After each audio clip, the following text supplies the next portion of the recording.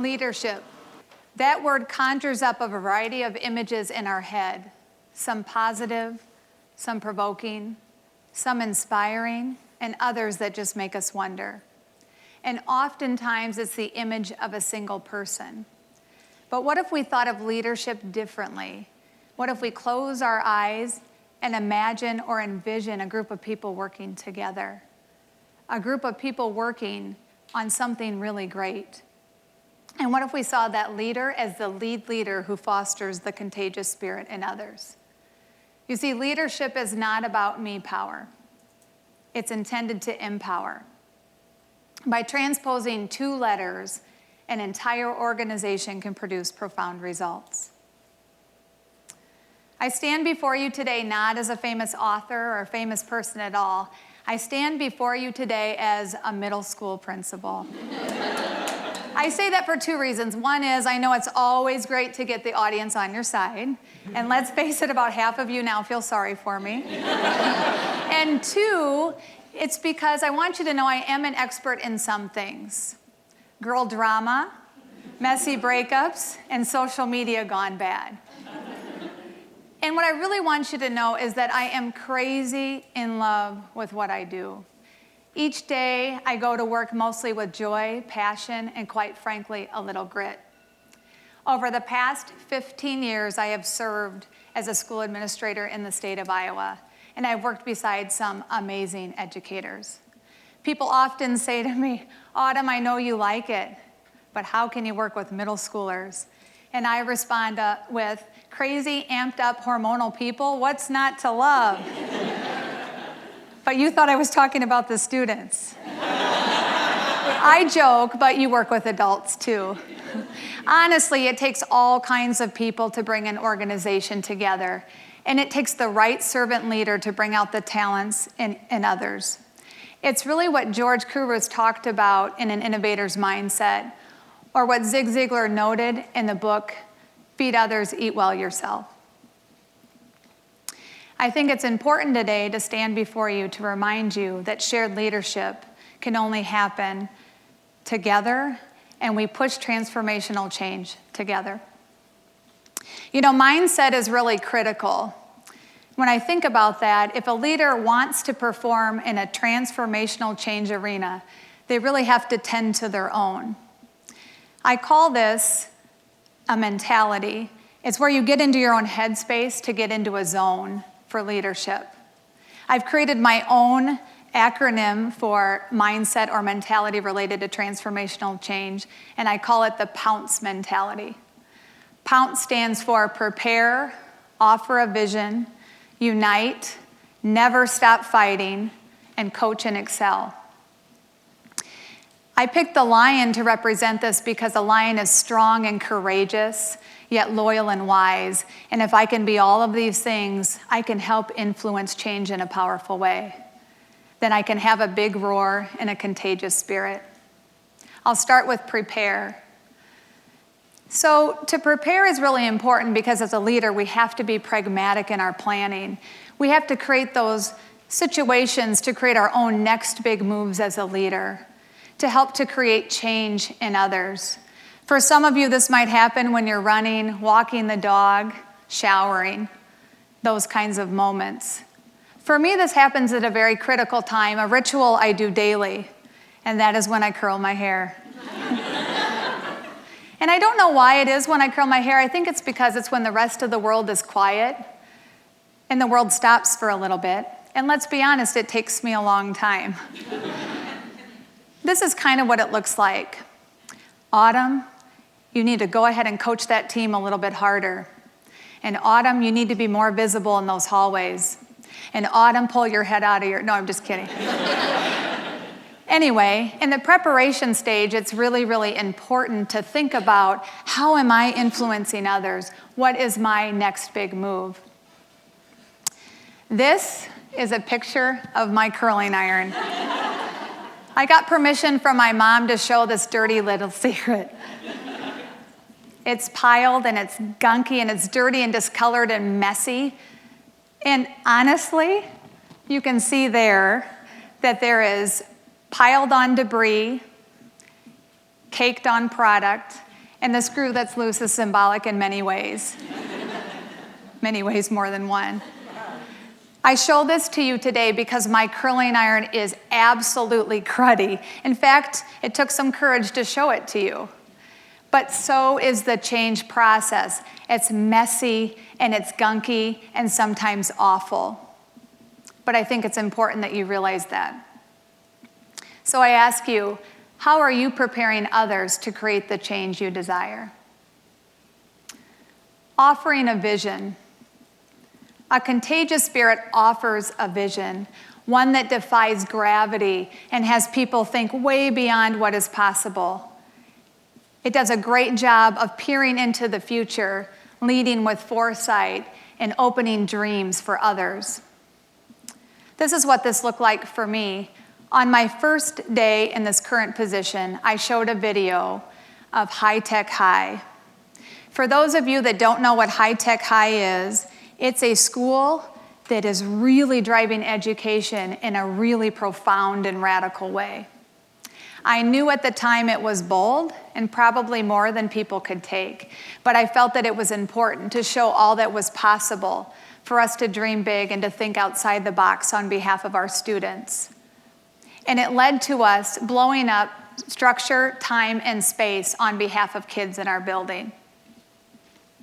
Visioning is important. We need to teach others to dream big. I ask you, how are you offering a vision, and are you aiming high enough? The next condition is to unite. I really believe in order for an organization to maximize its potential, we have to lift and lean on others. It is so important to cultivate shared leadership. In our building leadership team laughs and cries together. We push each other to be better leaders. They push me to be a better leader. We anticipate, we role play, we practice courageous conversations. They peer into my soul as a leader. That's important for our organization to grow, and I'm so grateful to work beside them every day. I think it's really important that we offer those moments as a leader where we allow people to peer into our soul. It makes us stronger, and we've often talked that if we have people that aren't passionate and committed, then I and now we want new people at the table. Leadership is really important, but offering a vision and sharing the leadership is what's critical. So I ask you, how do you cultivate shared leadership? This next one is never stop fighting. You see, as a leader, we have to explore our own moral ground. And I am so grateful because that happens for me every day. The students do that for me. They challenge me to be a relentless advocate. They require me to be a champion for them. What you need to know is more than half of the students I serve do not look like me. 70% of our families qualify for government assistance for their lunches. Our students are so lovingly blessed in many ways, but over half or more are faced with trauma that probably all of us combined could not realize. They're faced with gun violence, rape, poverty, and abuse in really a short lifetime. And I'll tell you what this does for me as a leader. This pushes me to defy stereotypes. This makes me push harder for community partnerships. And I think the hardest part of it all is being able to look them in the eye when their spirit's broken and telling them I believe in them, because I do believe in them. You see, we can't stop fighting as leaders. In fact, I tell them I believe in them. Our entire staff shares that. And what we try to do is make sure we're letting our community know that our students will be the future CEOs and managers and executives in this community. See, we have to fight and we have to stand for moral ground. I think of 3 checkpoints that I ask myself when I'm faced with a difficult conversation related to this and other conversations in our building. I ask myself, will it move the organization forward? If check, yes, I move on to the second question. Is this good for students? If the answer is yes, I move to the third question. Is this ethical? And if that's the case, I can sleep at night. I remember one time thinking through this in a very difficult conversation that was connected to equity. And I thought to myself, I have a decision here. I can either push this or I can step back. And I pictured the faces of our students, and I knew that I needed to fight and to not stop fighting. So I ask you as a leader, what do you stand for? Coach and excel. Honestly, coaching and feedback is one of the most powerful pieces any organization could have to move an organization forward. It's where you really take flight and refuel as an organization. In my world, what that looks like is having coaching sessions with teachers. So for example, I might go in and observe and then provide them feedback. We might talk about data and innovative teaching practices. And we talk about what's the next incremental step for improved practice. It's so important, but because it's also a gut check for alignment and the vision of the school. And again, our kids deserve it. Every kid deserves it. And that's why we continue to push practice through this model. Honestly, I remember a time when I had to have a difficult conversation with a teacher that didn't align with our vision. I wanted to do this in a really respectful way. I decided to change the course of the conversation and decided that vulnerability was the right thing to do. To be vulnerable helps move people in different directions. So I asked the teacher the question, please tell me when it was that you realized you began to dread Sunday nights. Because I remember a time when this fed your soul. You see, when we're vulnerable, sometimes it creates the conditions we desire. I had to have that conversation because students could see his unhappiness, teachers saw it, and it wasn't good for our organization. So I ask you, how are you coaching others to push practice where you are? So I'm here to tell you right now that change is messy, right? And big hair doesn't happen overnight, okay? There's flaws in my curls, and I have bad hair days too. And I joke with those around me that sometimes look at me and say, you're still doing this, huh? There are times I want to quit. I'm not going to lie. In fact, there's a running joke with the people I'm closest to where there are 7 days out of the year where I'm dying to go back and work retail.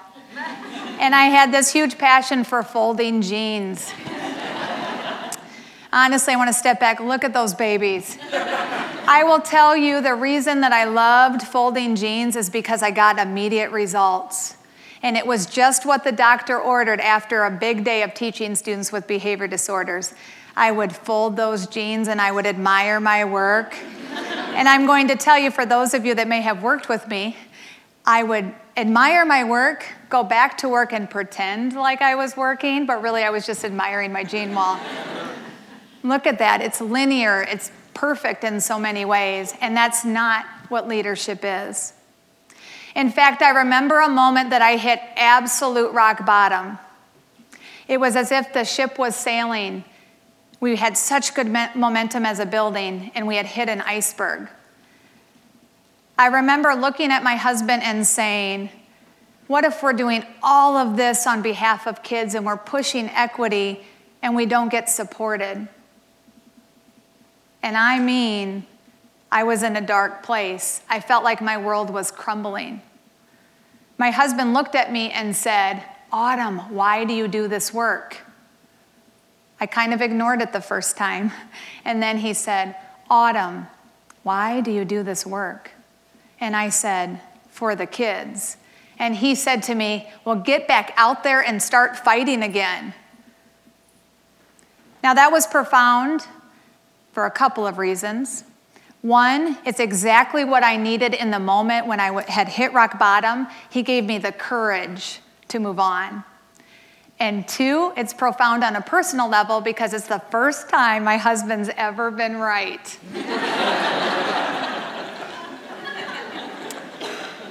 Quite honestly, though, when we look at leadership, we have to really think about involving others in the change process. So leadership is not about me power. It's intended to empower, and those letters should not be confused. We have to lift up others. By uplifting others, powerful and transformational results can happen. When you look at our moments in history and you think about the major movements that have occurred, the civil rights movement, the women's movement, the right to vote, all of those were about uplifting others to create major change. I challenge you today to think about empowering others and understanding that leadership is not about a power of position. In fact, I think it's critical that you understand that by transposing those two letters, amazing things can happen. People will often say to me, Autumn, your job, I wouldn't want it, or isn't it thankless? I disagree. Because as a servant leader, I understand that gratitude is sometimes silent. Thank you.